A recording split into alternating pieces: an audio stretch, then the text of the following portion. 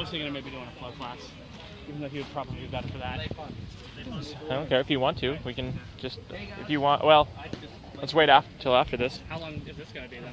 This probably won't take longer than 15 or 20 minutes, like last time. Also, I played for a while a few years ago and started again a few months ago, and I just like to learn new things. Yeah. It's a really fun style to learn.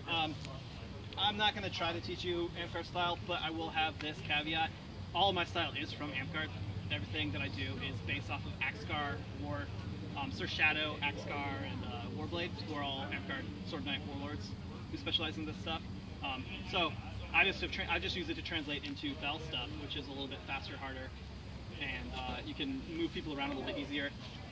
Technically, there's no rules against hitting people hard in this game, so you guys are going to have to come to terms with a couple things. One is that you're not going to make a lot of friends if you're doing this correctly, and two, that it's on you to be safe for people. It's on your shoulders to make sure that you're not hitting so hard that they're going to cry at the end of the day. So yeah, that's one of the two biggest things is safety and making sure that after you beat someone into the dirt and they're turned up under their shield, and you kick their shield away and you stab them in the gut as hard as you can, that you shake their hand and help them up, and that was really fun, that was really cool. Don't just be that sadistic, belligerent dick that runs around and just tries to blast people in the back of the kneecap.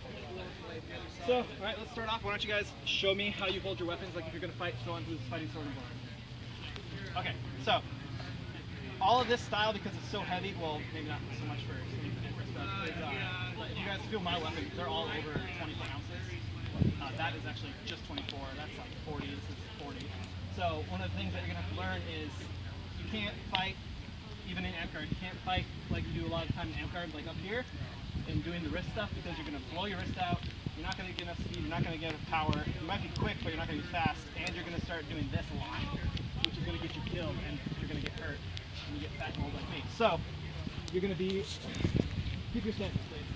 I'm going to go down. All right, so yeah, having this here against someone fighting sword and board is good because you get a little bit more defense against the righty, because the righty is going to try to pop across and you'll be able to block it. Don't move. So I'm going to boom, try to cross the stuff. The only problem is this leg is facing forward, so you're actually turning this whole side of your body. So if I can get past you, this whole side of your body is open. If I can get past your stuff, I'm going to be able to push you over. You're going to want to stay perpendicular with your weapon. So you're going to want your righty. I fight different. If you're righty, you're going to fight dominant hand on the bottom. So you're fighting like this. There you go. That's a little bit better. Now put your right foot forward. You change it. Okay, that's better. Now put your dominant right hand on top. All right, that's a little bit better. Now you have better reach. He has his sword stance is pretty shallow, but if you fight basic kendo stance with your sword leg forward, so if you're righty, however far you reach out here is going to be where your sword is. From here is a good stance to have because you can get better offensive range, and then if you need to take one step back, then you're cutting off this side of your body, which is easily blocked from this side. So yeah, just keep a lot of people are going to be lopsided, it seems. That's left-handed. You're left-handed? I fight lefty too. I fight like this. So I fight right here. So why don't you... Yeah, that's good.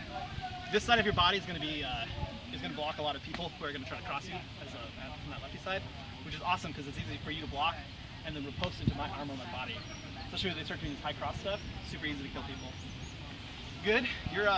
You're even better against the righty because if they try to cross, you just have to bring your sword up. This is a plane. This whole plane is going to block that much room. They'll have to cross or try to do something fancy. If you just keep that movement and keep moving, you're good. That's a great style, especially with a form, because you can just check people into the dirt, even the Amtgard. There you go. Then you move. And then top right. All right, cool. All right, so step back, sword up. There you go. And you're doing lefty, so switch your left foot forward. If you're gonna have your whatever. Okay, so if you have your left hand on top, you're gonna want your left foot forward one time. Okay. Your right foot on your right hand on top, you're gonna want your right foot forward. If you start switching like this, you're taking that much range offensively, and it's all about offense in this style. Okay. You're good. You're good. You're good. Okay, so that's one of the basic things that you need to remember is, because this is where your foundation is going to come from, is how you step. So I'm coming from here, I'm opening this gate, this whole side of my body is open now. coming back to my side. That whole side is blocked off. So from that basic, just remember whatever dominant hand you have is on top, and that leg is going to be pointing forward too. And wherever you point your feet, your toes is where you're going to go. So if I step forward, notice how my toes are pointing this way and this way, I'm going to be able to move this way, move this way. And this is where a lot of the winning combos come from, is being able to just take one step. A lot of time, someone comes at you, you'll be fighting, and then you can take one step, and they'll juke out of the way and straight down on them. I get so many kills that way. It's retarded. All right, so that's basic. Just keep, All right, so I'll just move on to the stances. So there's a couple stances. They're all based off of kendo. This is fire stance. This is great for psychological warfare because you come up with someone like this, just me-mugging them, they're going to panic and run away. Fire stance is great for burning up shields. What is it, 3 hits in Amtgard? 3 hits. Yeah, 3 hits. So from here that would be a good shot in Bell. I guess you guys don't have to do big shots like that. But from here you can burn up shields. As soon as he tries to cross and get in, it's easy motion for me, like try to cross and get in, bring it down on the sword arm. In Bell there's a lot of shield kicks, shield checks. Be able to move open, you kill people like that is a good thing, but I can't really do it here. So yeah, fire stance is great for burning up shields, burning up people, but you'll either die tired or someone will just kill you. So you'll be just going to work, just putting in work on a whole line of people. This is hard and as fast as you can. What? Ashigaru, wait. Yeah, I don't know. No anime. No, it's not anime, it's actually the Japanese Okay. second rank soldiers, that's how they fight. Okay. I would suggest not having any notions of bad stuff in your head. Just so you know. No offense. So if that's what it reminds you of, go for that. That's fine. Just straight down. Try not to bring it straight down people's heads. At an angle, put up your shield. At an angle, I use the teardrop motion. So I'm coming here. Alright. So that's what a lot of times. The next one is the basic kendo stance, which is the water stance, which has got good offense and defense. You're able to block whichever side you're having your body on. You're able to block easily. You're able to block the post. Then there's earth stance, which is just down low, which I like a lot. I actually use the reverse earth stance, where I fight like this. And people are like, oh, people are like anime posing or whatever. No, I'm just doing this and stepping in as hard as I can. They try to block and it just blows right through them. I've actually picked up people and then use the torque motion, which is what I'm going to show you guys next, to throw them just out of the boundaries. So from earth stance, you bring a lot of the energy up from the earth. A lot of time, you do this in Amtgard too. This guy rushes me, and I'm in earth stance. People are blocking. Well, be careful when you do this because a lot of people are going to hold their shield wrong, especially new people. They will push on their shield to get some room with earth stance. You're allowed to do this in Amtgard, and then bring it back down. There's wind stance, which is like a German ox style, which is very hard to do, and I've only seen one person be able to pull it off. So I just skip over that.